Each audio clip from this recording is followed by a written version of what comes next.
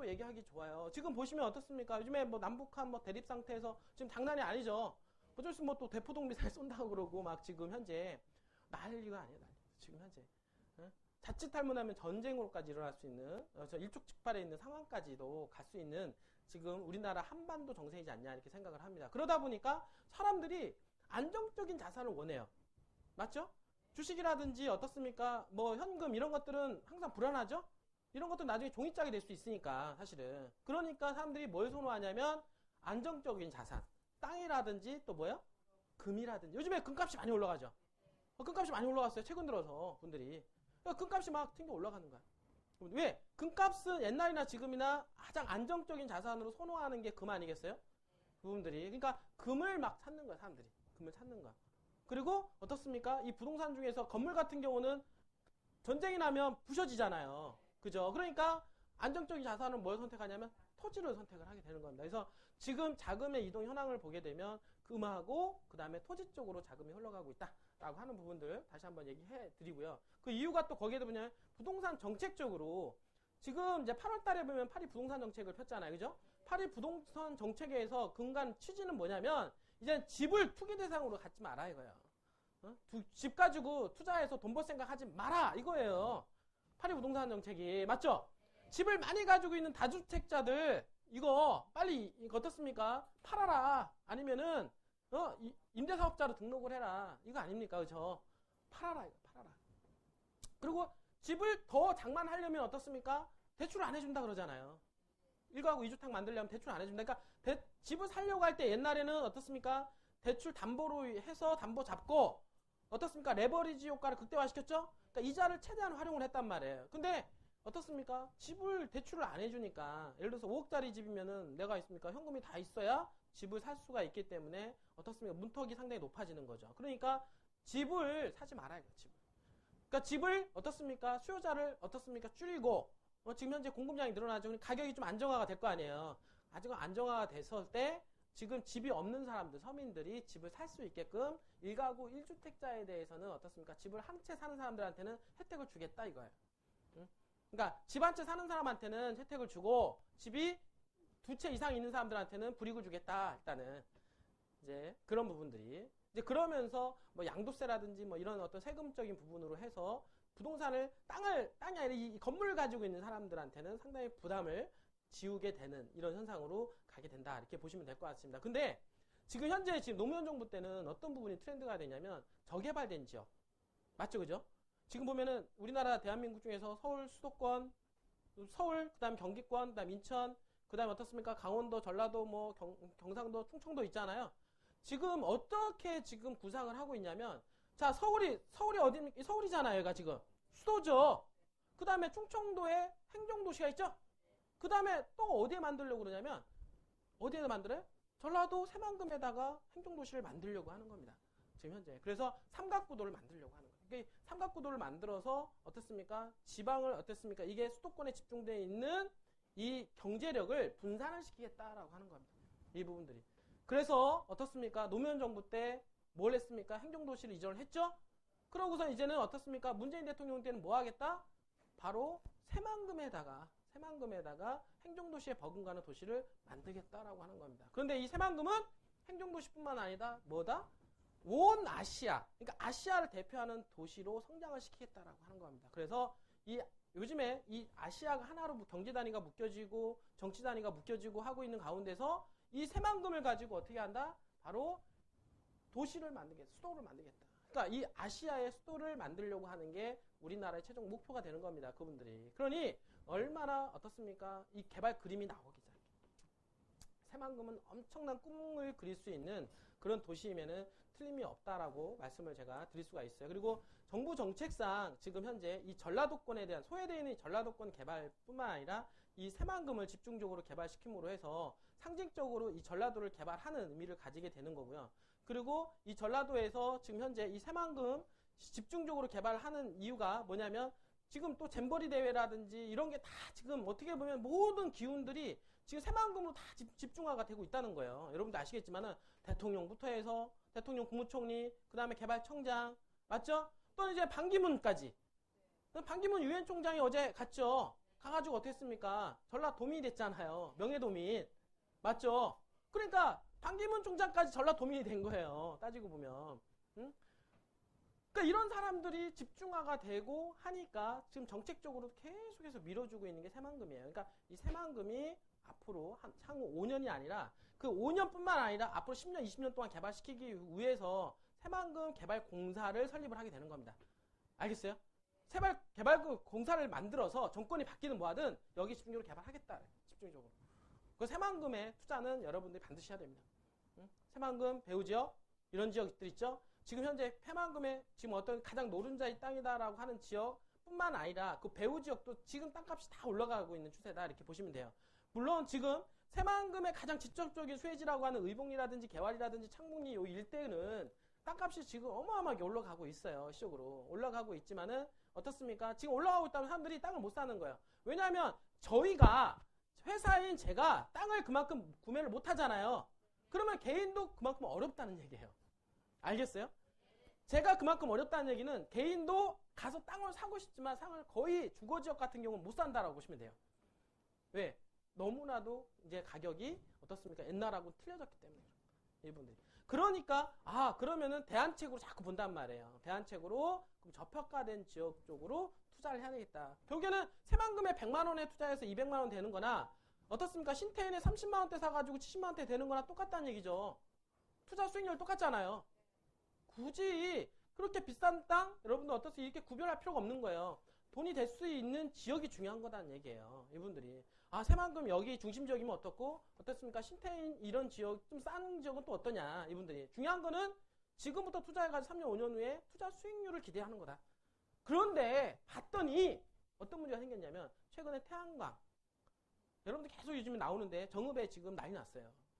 뭐가 난리 났냐면 태양광 사업을 하기 위해서 어떻습니까? 태양광 사업을 하기 위해서 땅을 찾으러 다니는 사람들이 한두 명이 아니라는 얘기예요. 근데 이 태양광 사업을 하려고 하니까 뭡니까? 땅을 넓게 확보해야 되잖아요. 여러분 알겠지만은 태양 전지판 있죠? 태양 전지판 설치하고 이게 한두 개가 아니라 수십 개만 설치해야 되잖아요. 그러니까 넓은 땅을 확보해가지고 태양 전지판을 달아야 되잖아요. 그러니까 그런데 그 넓은 땅을 확보하려고 하니까 어떻습니까? 어떤 땅은 1000평짜리도 있고 500평짜리도 있고 1000평짜리 이런 거 있잖아요. 그런 것들을 다 매입을 해야 될 거 아니에요. 사업을 하려면. 그러니까 그런 땅들이 매입하는 과정 속에서 땅값이 2배도 올라가고 3배도 올라가고 이런 일이 벌어지는 거예요. 지분들이. 벌어지다 보니까 지금 신태인 쪽으로 해서 태양광 사업 쪽으로 해서 지금 현재 땅을 잡아오는 세력들이 늘어나는 거예요. 왜 그런가 봤더니 신태인이 정읍이긴 하지만은 새만금하고 너무나도 밀접해 있다는 거예요. 접근성이. 그죠?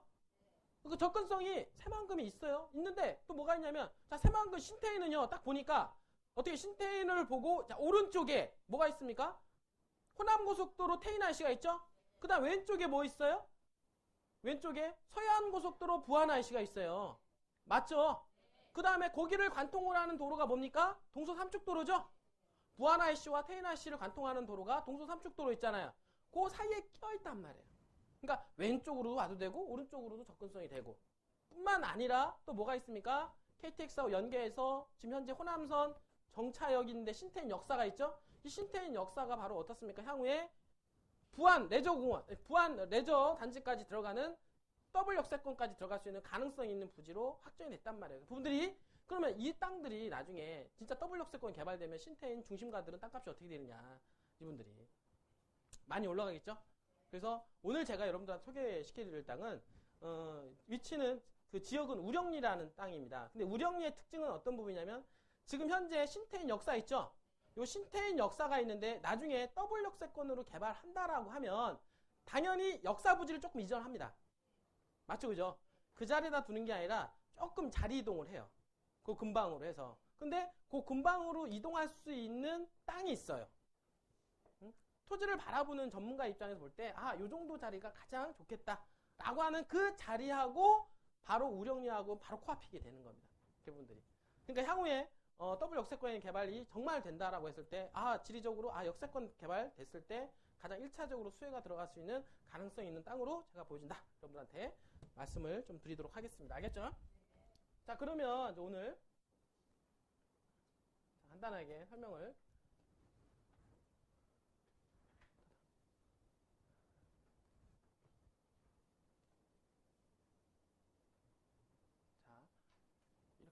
아, 이렇게 되네요. 이거 되네.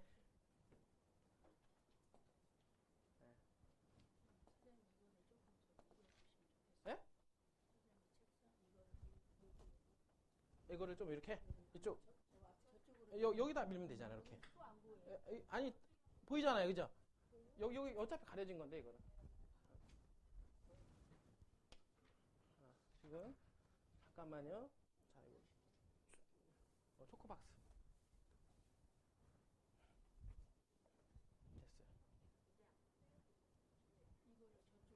어떤 거? 이거 안 보여? 그럼 이쪽으로 빼든가. 팀장님, 저 내가 할 테니까. 자, 됐어요?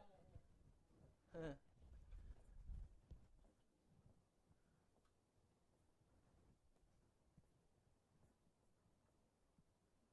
자, 지금 잠깐 처음부터 하죠. 여기 지금 이제 여기 신입사원들도 있으니까. 왜요? 저 땅을 자, 이거 보여드릴게요. 여기서부터. 지금 자, 이거로 지금 표시 안 되는구나.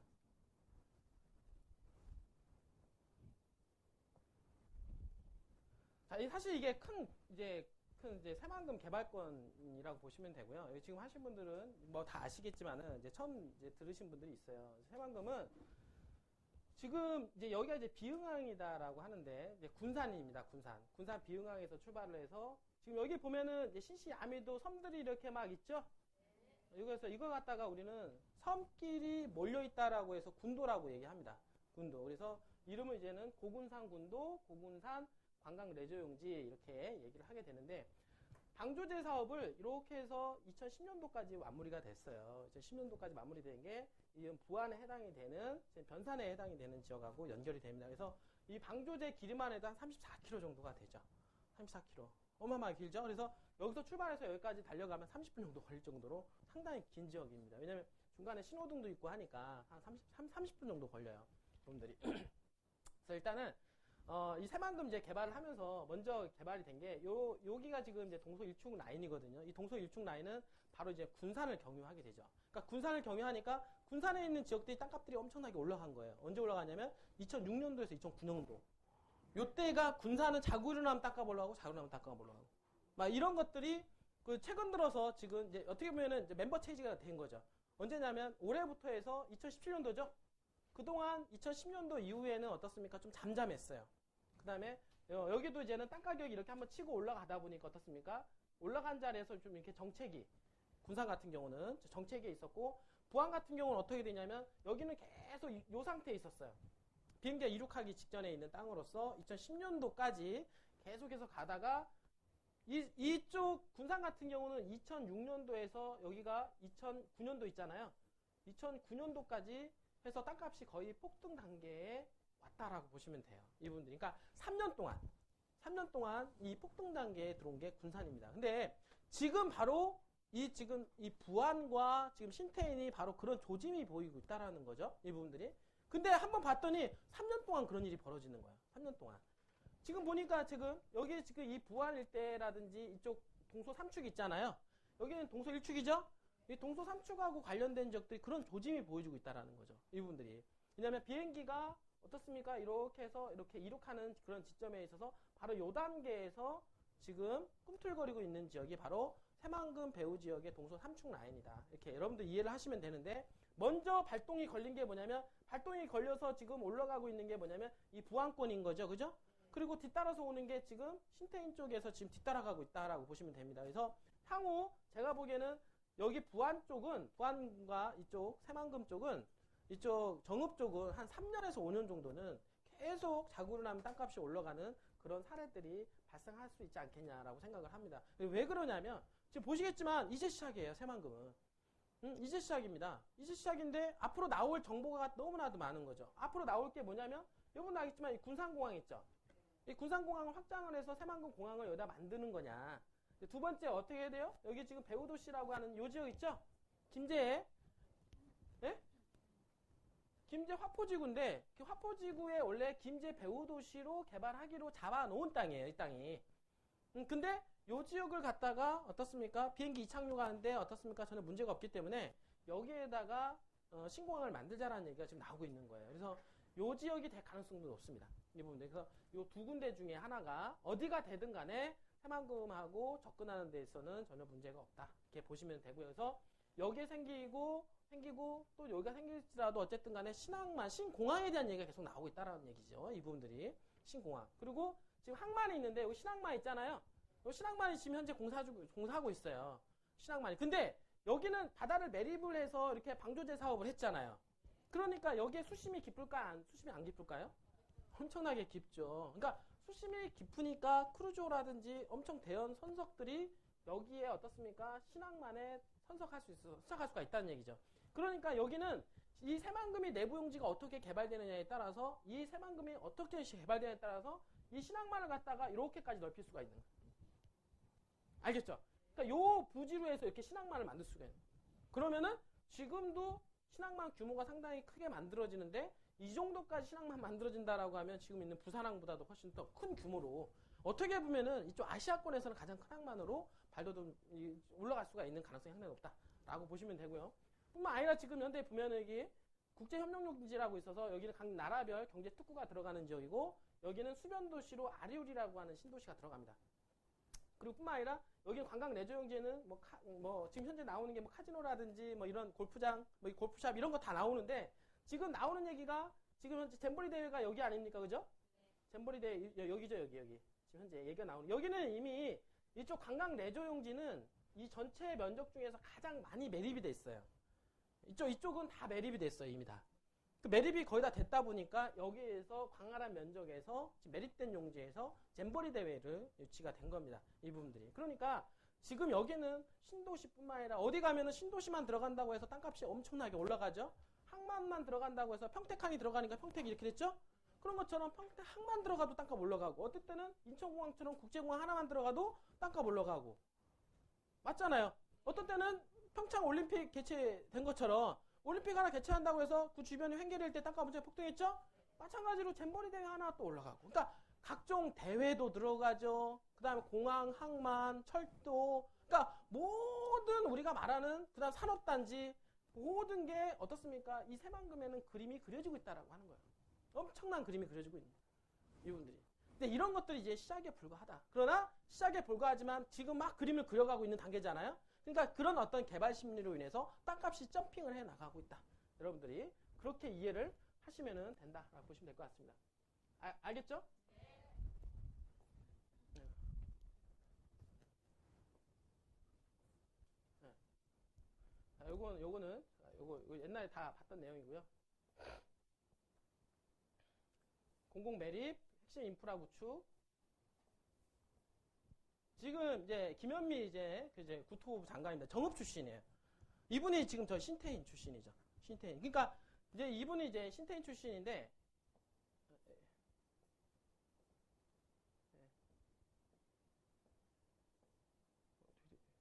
너무 왔나?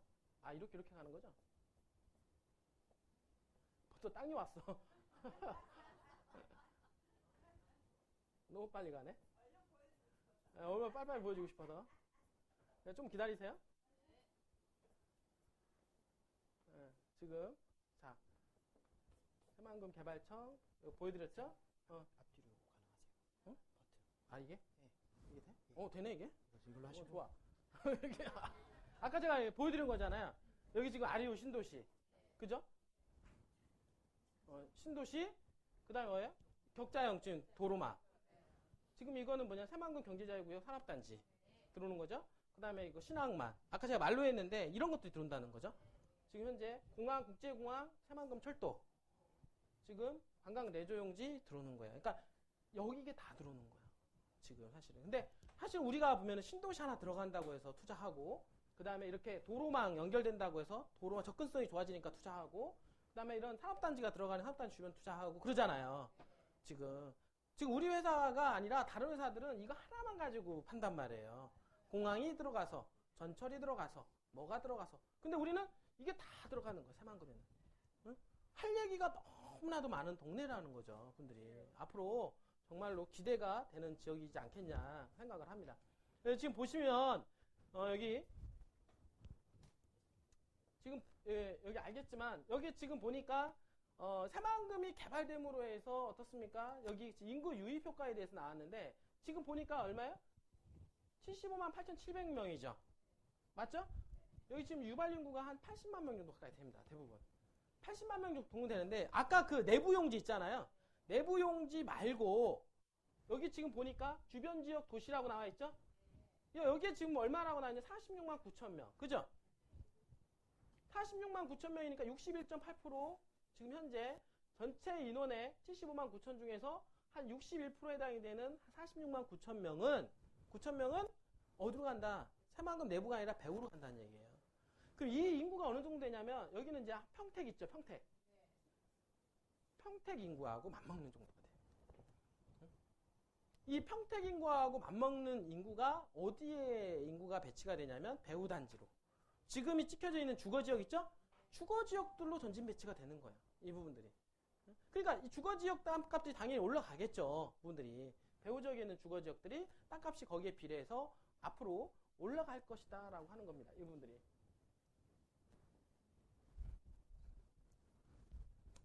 자, 지금 보시면 여러분들 아시겠지만 도시지역 있죠?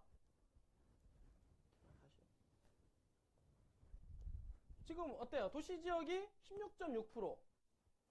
지금 나머지 이건 이제 비도시 지역이라고 합니다. 관리지역, 농림지역, 자연환경보전지역. 그죠? 좀 이것도 먹어야 돼. 지금 이거 보니까 주거지역이 2.5%밖에 안 돼요. 대한민국 국토면적의 2.5%, 상업지역은 0.3%밖에 안 되죠. 그러니까 지금 여러분들이 하고 있는 주거지역이 얼마나 귀한지 모른다고요, 분들이. 그러니까 이게 바로 희소성이잖아요. 이 희소성인데 이 면적 중에서 지금 새만금을 집중적으로 개발하고 있지 않느냐. 그러니까 그 지역에 있는 주거지역들은 당연히 희소성에서 땅값이 폭등할 수 있는 여지가 있다. 이렇게 보시면 되는 거예요. 지금 요거를 보여드릴게요. 아까 이게 자, 이게 앞으로 동서 삼축인데 여러분들 잘 보세요. 지금 여기 보니까 이 녹색 있죠?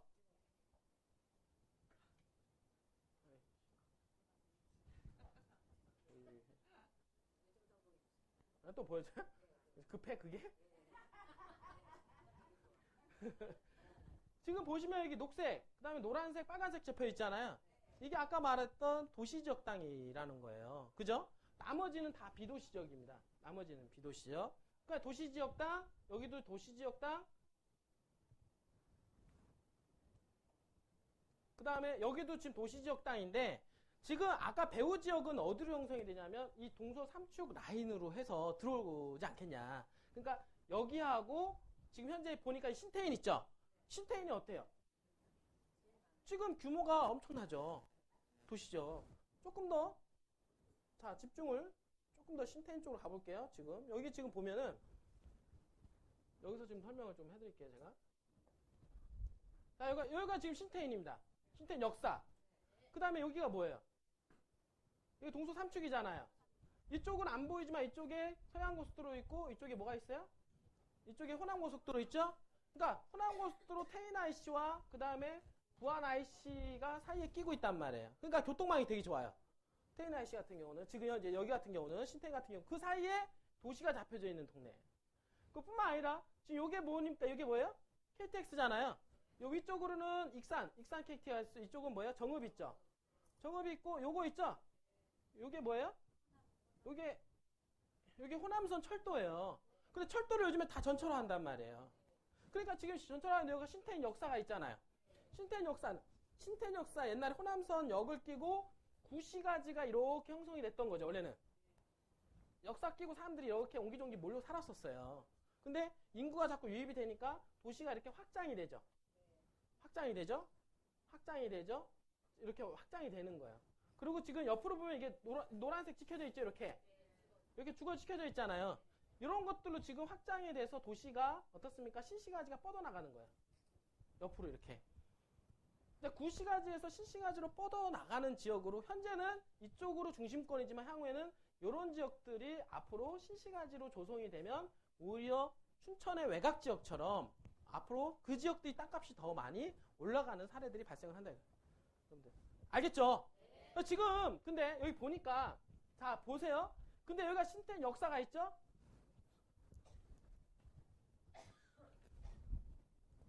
자 조금 더 자 집중을 제가 해볼게요. 자 지금 보니까 여기 신텐 역사죠? 맞죠? 신텐 역사인데 여기가 뭐가 있어요? 여기가 지금 생산 녹지예요. 생산 녹지. 지금 현재. 제가 보기에는 이게 만약에 더블 역세권이 들어온다 그러면 당연히 이 생산 녹지를 분명히 활용을 할 겁니다. 바로 옆에 붙어 있기 때문에. 그러니까 이거를 갖다가 분명히 이쪽으로 역사를 이전을 할 수도 있어요. 중심권으로 해서. 그리고 이전을 하고 이쪽으로 해서 이렇게 뻗어나가는 거죠. 새만금 쪽으로. 알겠어요? 그러면 요 박스 블럭이 오히려 역세권이 개발될 가능성이 높죠. 이분들이. 그러면 그 앞에 있는 땅이 어디예요, 이게? 이게 우령리예요. 이게 우령리. 그래서 지금은 여기 신텐 역사로부터 그것도 가까 그렇게 멀지는 않아요. 우령리까지. 멀지는 않지만 이 역사가 나중에 개발이 돼서 예를 들어서 얘기가 나온다라고 하면 가장 또 수혜를 볼 수 있는 지역이 또 우령리가 될 수도 있다.